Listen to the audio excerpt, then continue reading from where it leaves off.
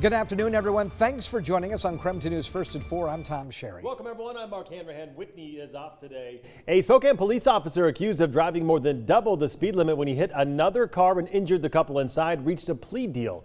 Michael Brunner pleaded guilty to reckless driving nearly 2 weeks ago after reaching that deal with the prosecution. Yeah, that crash happened back in March of last year. The outcome of that guilty plea, no jail time. KREM 2's Amanda Rowley has followed this story from the very beginning. She joins us now with more on what she learned in the sentencing documents. Hey guys, in July of last year, Michael Brunner was charged with 2 counts of vehicular assault in connection with the crash that injured Lois and James Collins. But just weeks ago, he agreed to plead guilty to reckless driving, which is a reduced charge. Now, Brunner was sentenced to 1 year probation and a $283 fine. If he breaks that probation, he will have to pay a $5,000 fine and serve a year in jail. Now, this all stems from a crash in March of last year.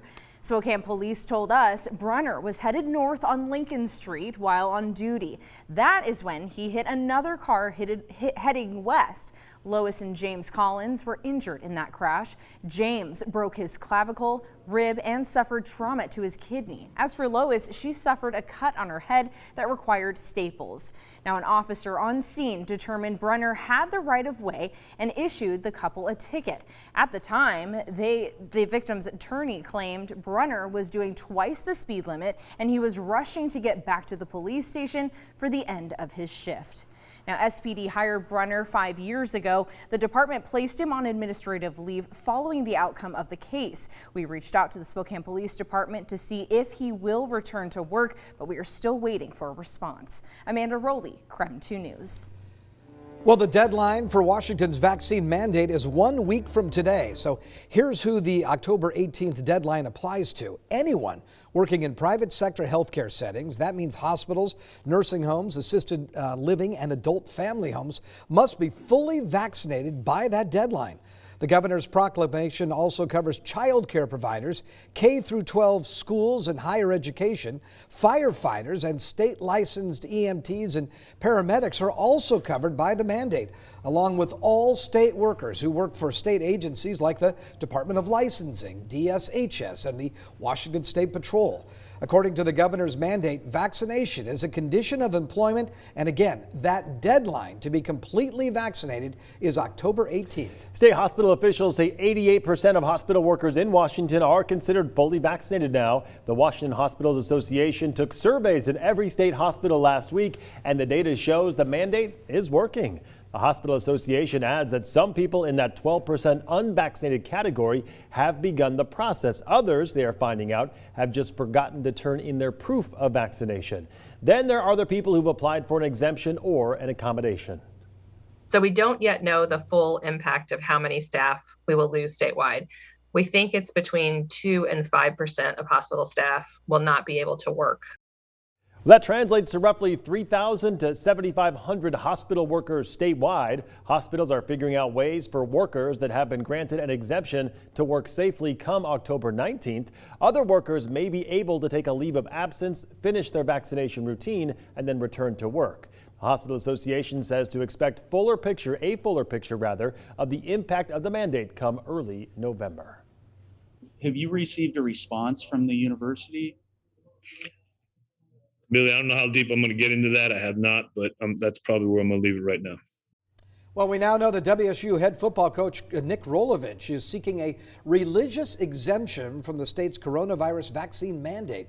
Today, he said there is no update in terms of the status of exemption. Rolovich is not happy that it is now public knowledge because he's requesting a religious exemption, and even more unhappy that his former coach and mentor, June Jones, was the one who told the USA Today about the exemption. So this comes after weeks of Rolovich telling reporters he plans to follow the governor's mandate without giving any details. As for the chances his request is approved, the state mandate leaves it up to employers to determine whether medical or religious exemptions can be accommodated.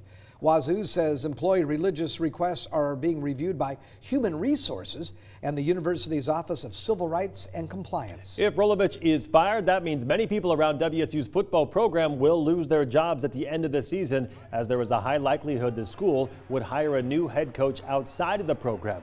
Rolovich was asked today his thoughts on how his decision to not get vaccinated could impact other people's jobs, but essentially declined on answering that question. Like I said, I think I answered some stuff Saturday, and I'd like to talk about Stanford, our football team, and move forward in that direction. But I understand you feeling like that's the part of your job you need to do right now. So, but I appreciate kind of letting Saturday stand on its own and move forward with Stanford. Rolovich was also asked today if he identified as Catholic, as he was raised in a Catholic family and went to a Catholic high school. He declined to answer that question. The Pope has urged people to get vaccinated. Well, to get the latest coronavirus headlines sent right to your phone, text the word COVID to 509-448-2000.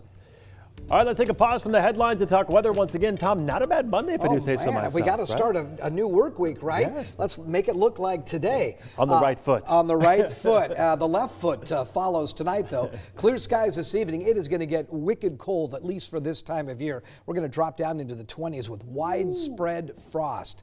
53 degrees, that's the current temperature with the blue sky. I wanted to talk about this. We expect to see some snow move into the area Wednesday morning. So here we go, anywhere between 7 and 9 o'clock, we could actually see snow. Not tomorrow morning, but Wednesday morning. You see that areas that's shaded in kind of that purple there down into the Palouse. So maybe the first snowfall. Will it stick? No, probably not. And certainly the daytime highs will get above freezing, but you get the idea.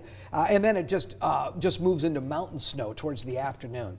So when we take a look at our current satellite and radar, it's looking pretty good, right? Not seeing any precipitation at all. There's the cold weather I talked about.